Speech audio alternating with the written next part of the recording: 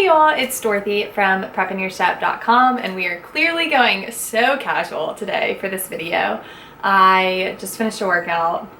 It's been a couple days since I've washed my hair, and makeup's probably all gone at this point, so hope y'all don't mind and you're okay with it being very real. It is a monthly Q&A, which I love doing for y'all. You always ask great questions, and it's fun to just kind of see what y'all are interested in hearing me talk about. So that's what I'm doing today. There is a blog post that corresponds to this as per usual, and you can read my answers there if you don't have time to watch a video or you don't want to. So I'm gonna go ahead and get into them because this month there were a decent number. I usually just ask y'all to ask me questions directly through the question box on Instagram. So if you don't follow me on Instagram, I'm at PrepInYourStep over there, and you can participate in the next one. Like I said, I like to do these monthly.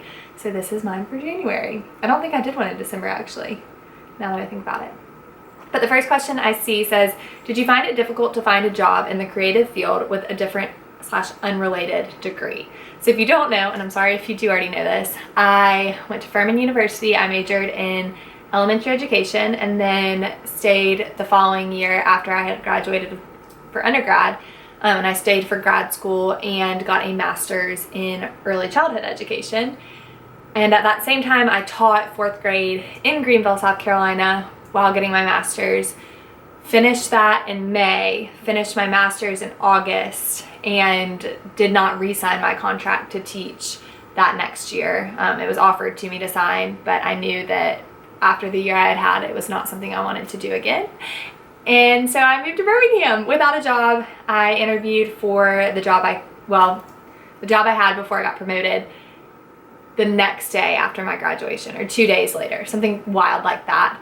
And it worked out, and so I started as an editorial assistant for a magazine. Then I got added to another magazine, so I was an editorial assistant for 2 different magazines, and now I'm still at the same company, but was promoted, I guess, in, I think it was November, and well, I had interviewed and done an audition for it and was promoted to a prop stylist, which is so fun. So if you don't know, a prop stylist gathers all the props, places them, works with the photographer to make sure that the photos for magazines are going to be, I guess, picture perfect, really. And yeah, we get to do a lot of creative stuff. I get to see a lot of places in Birmingham and come up with a bunch of content for the magazines that are on newsstands. So I do both food and lifestyle styling, and it's really fun. And I'd love to do a video kind of about my job, since I didn't even know that was a job until I started working at the company I work at. So if you have any questions about that, either DM me on Instagram or leave them below, because I'll try to do a blog post and video about that if y'all would be interested. Maybe I'm the only one that thinks it's cool. The next question says, oh, I didn't answer if it was hard. Whoa, Space Cadet. But in some ways, it wasn't hard to look for jobs. I feel like LinkedIn is awesome. I had a whole list of places in Birmingham that I had passed on to friends since, of jobs that I'd be interested in. I think figuring out what you're interested in is harder, and then making that commitment to do what's best for you. And in my case, that was decide not to teach, and then start applying and putting yourself out there. And then from there, the tricky part is knowing what skills are transferable and how you can phrase that necessarily in an interview to make you look like a candidate that is worth pursuing. So kind of all over the place, but I didn't think it was super hard. But I also know that I'm coming from the perspective of I had 2 jobs, sort of, in that I was teaching full-time but also had my blog, and my blog relates a lot to the creative field more so than teaching. So I was lucky that I wasn't fully jumping out of, not fully jumping out of something, but it wasn't shocking that that was something that I was interested in, given that I already kind of had a passion project in that field. So I think that a lot of it is just figuring out how you can sell yourself as a candidate given the skills you've used in whatever field. So that's not even just from teaching to the creative industry. It could be in a lot of different things. Granted, there are positions that you have to have certain skills, and I get that, but the timing worked out beautifully, and it really wasn't as hard as I thought it was going to be. The Next question, now that I've actually answered that one, is would you ever go full-time with your blog? I don't know. I don't think so. I am someone who likes to be busy and I like to have a lot of stuff going on. And in a lot of ways, that's kind of what my blog is for me. I like having a full-time job and I like someone else being my boss and all of the comforts that come along with that, including like retirement and things of that nature, that I think that blogging solely as my job, there would be so much just, not even like accounting stuff, but so much stuff that I think of as a benefit just because it's an extra income that would become my livelihood, that I think I would not resent it, but not enjoy it as much. So I don't really foresee myself going full-time blogging anytime soon. I mean, who knows what's going to happen in the future? That could change, but for right now, I don't see that. The next question is, what was on your Spotify Unwrapped? And I found this one really funny because I was the type of person that was kind of annoyed when everyone was posting their Unwrapped thing on Spotify, but that's mainly because I listen to the same playlist nonstop that I could have told you exactly what was on it, just based on guessing. And now I'm trying to find, how do you find your Unwrapped?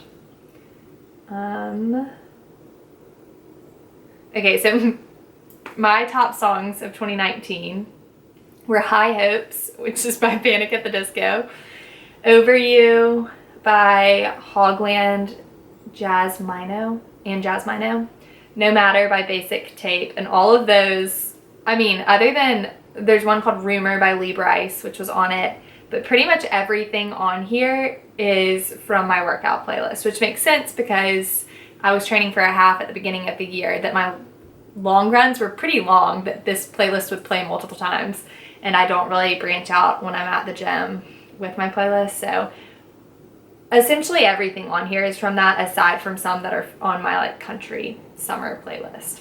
So I don't know how to find the other information from Unwrapped, but I was definitely one of those people that was tapping through all of the Instagram stories that people were sharing because I didn't really care to see what they were listening to. So next it says, how do you get into the dating scene in Birmingham? I can't seem to meet any guys. I really don't feel like I'm the person to ask on this. The people I have been on dates with, I have met all of them through other people. So I don't really, I mean, I don't know what the dating scene in Birmingham is aside from like meeting people through other people. I guess when you're at a bar, like going up and talking to someone, but I'm not really sure, and I don't think I'm the best one to answer this question. I guess ask friends to set you up or like somehow merge groups. I'm not really sure, but I know that there are plenty of cute young guys here because I see them out and about, and I don't really know how to get into the dating scene. Oh, we're just gonna leave it at that. The next question is, do you have a word for 2020? Okay, so I have in past years, and this year I've kind of been trying to come up with one. I'm way behind on the fact that it is midway through January and I'm just now putting like, these are my goals and this is what I'm proud of from the past year. So I'm a little behind in thinking through, I guess for the full year. I'm skipping some days if I'm just now thinking of it. But I kind of, when I was brainstorming, I kind of wanted my word of the year if I had one, and I was trying to come up with how to phrase this for a blog post. I didn't want it to be bold because I just, like, I think of college sorority stuff. We had like this whole initiative and it was like, be bold. And so I wanted to avoid that. But I kind of want my word to be like strike, which sounds weird, but hear me out. I want to be better about like striking up conversations, and it goes back to being bold, but again, I was being a brat and didn't want to use bold as my word. But being okay with just like striking up conversation and like doing something and being okay with failure. So like strike in the sense of baseball where you like strike out. So when I was coming up with my goals, that was the one that kind of fit best, no matter how weird it is. But if I had to have one, that's what it is. Next question I got a lot. It says, where was your dress from in your most recent wedding post? And that was for a friend's, wow, how do I get there? New Year's Eve wedding. It was this green, I don't know how to show y'all. It was this green dress. And it was from Lulu's. I'll link it below.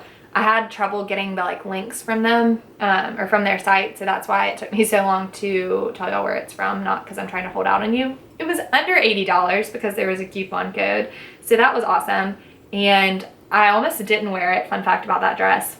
I had two different dresses, and ironically enough, both of them were from Lulu's. But one I had worn to a friend's dead ball probably 3 years ago. And I like it, but I was kind of iffy about whether or not I wanted to wear it. And so I brought both to the beach with me.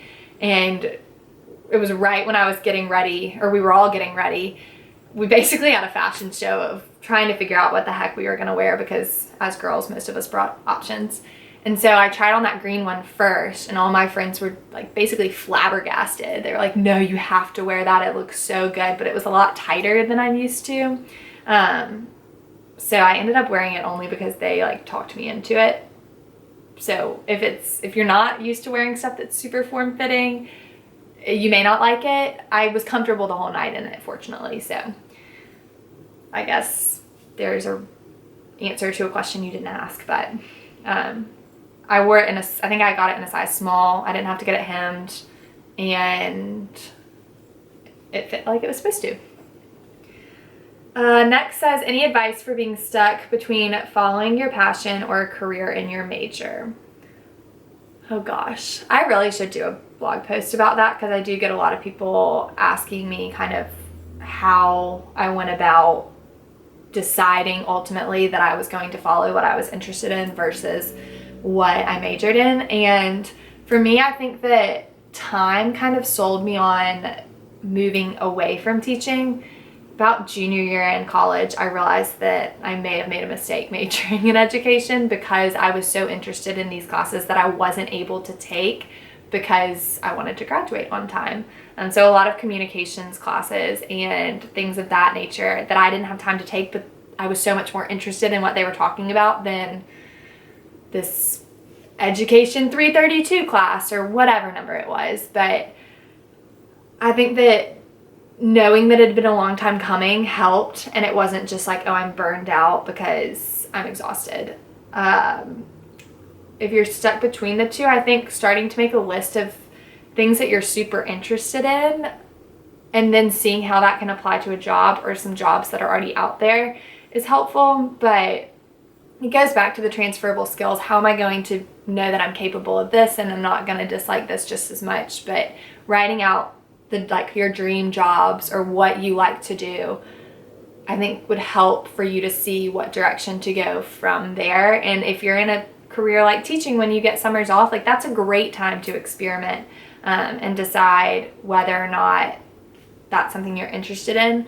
Otherwise, I know that there are a lot of not part-time, but you can freelance some if you're interested in social media and run social media accounts for other people and see if that's something you're interested in. I can't think of necessarily for other careers at the moment, but trying to get your feet wet with it is going to be a great way for you to figure out if this is something you just think you're interested in versus you are interested, if you think that you're going to stay passionate about it. And I know it can be so tricky, but I know that I can't make that decision for anyone else, but it was the best decision I had made for myself. So if you do it, I'm here for you.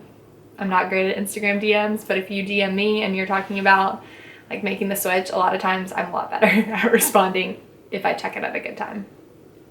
Next says, what are your pet peeves that many influencers do?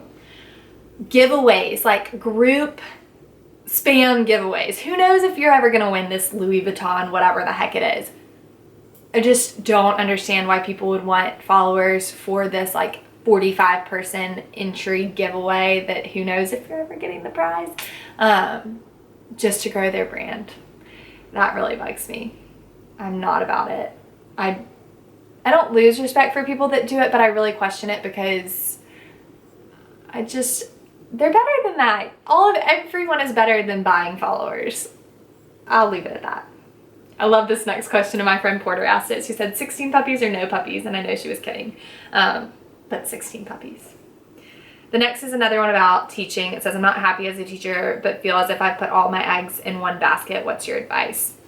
Been there, done that. I was so thankful to have put eggs, like 1 or 2 in another basket with blogging, because it did make it easier for me to know that there's something else out there that I am capable of doing. And it shows kind of longevity of like, I had been doing that for so many years that I'm not a quitter.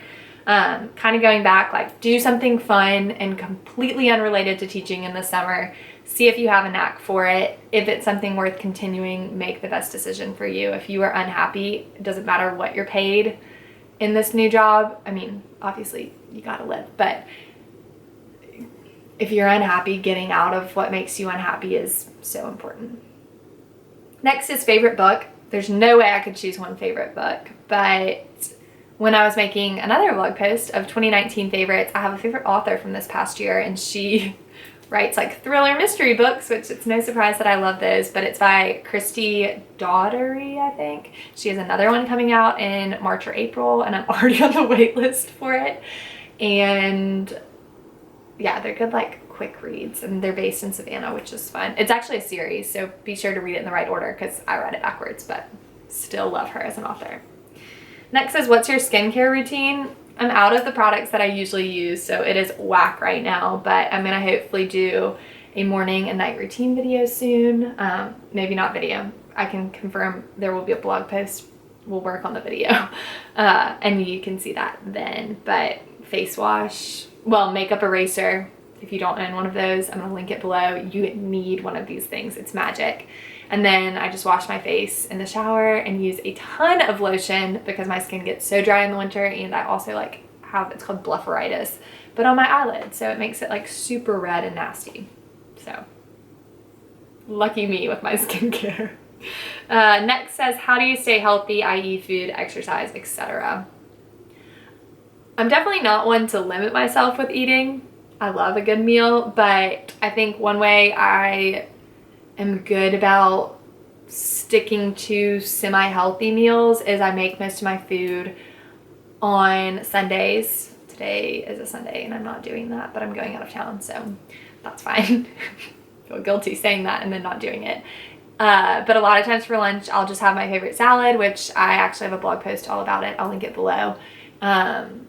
And that's just an easy thing to eat and make for the week. And then at night, I'll usually make a recipe that I can throw in the crock pot, or I'll make it on Sunday and reheat it at night. I kind of look like Coconut Head with these like hairs hanging down, so I'm sorry for the distraction, but if any of y'all watch Ned's Declassified, that's who I feel like. But back to staying healthy, I also am pretty good about being consistent with working out. So whether you go to a studio and can schedule your workouts ahead of time or just mentally schedule them, I work out at least 5 times a week usually. Even if that's going for a walk. Like Sundays are I'm not going to be doing a ton of cardio. I'm just gonna go for a long walk and talk on the phone with people. So I think planning ahead is the best way that I can stay healthy with what I'm eating and then also my exercise. What trends for spring are you loving right now? Y'all, honestly, I have not even looked ahead to spring because the weather here has been so weird that I feel like I'm kind of already living in spring. So I don't know what trends there are. I am liking some of the headband trend that was happening kind of fall winter. I don't love my ears, which is like why I cover them. So I don't think I'm gonna be rocking the headband trend, but also I feel like I've seen a lot of pastels already coming out. So we'll go with that. What are your favorite ways to reset for the new year?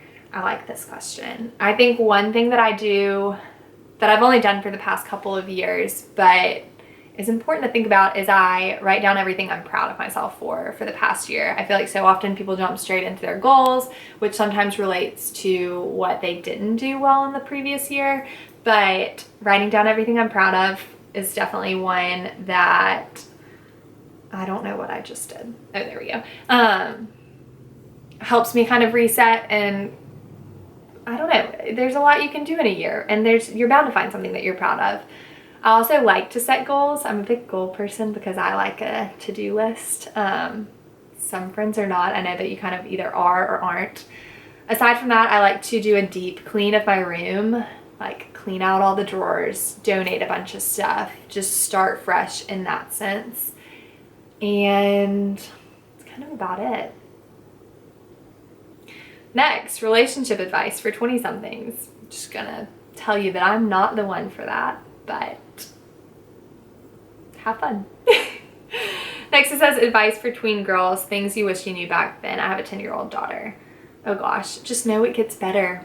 I think that I'm lucky that I didn't really have like a terrible middle school experience, and I don't look back on those years and hate them. I'm definitely thankful that I've grown up, but I know telling someone that it'll get better is hard to believe when you're going through it, but don't be friends with someone just because it's going to make you popular. I think that a lot of girls get caught up in that. Know that none of that matters later on. Aside from that, continue to do the things you love regardless of what people say. I still kind of regret never doing, we had a debate team, not that I had time for this, but my senior year it started, and I told my friends, I was like, oh my gosh, like this sounds fun, like debate, awesome. And they're like, what the heck, like why would you do debate? That seems weird. I don't know why I listened to them. I mean, it's probably for the best because I didn't have time to do anything else aside from what I was already doing, but do what you want to do, don't apologize for it, and if it makes you uncool, so be it. I'm pretty sure you'll be better off in the long run than the people that are cool when you're in middle school. Next says, I'm going to be a freshman at Furman next year. Any advice? Ugh, eat all the DH cookies because I miss them. Aside from that, I don't go on a bunch of walks around the lake. I'm like a sentimental 3 years out person at this point. And read my blog post from my freshman year. You'll get some insight. Next says, do you want to, and this is the last one I'm going to answer, but it says, do you want to get a pet? Yes, I would love a pet, but no, I'm not going to get one. I think being responsible for myself right now is enough. So I'm not going to bring a pet into it because it really wouldn't be fair for the pet since I'm not home a ton. So I would like a pet, but I'm not going to get a pet. And that is everything for this video because I went through most of the questions and got to them, but you can also see this all written out and it'll probably make more sense than me rambling on here. But I hope you enjoyed it anyway, and I hope to talk to y'all soon. Bye.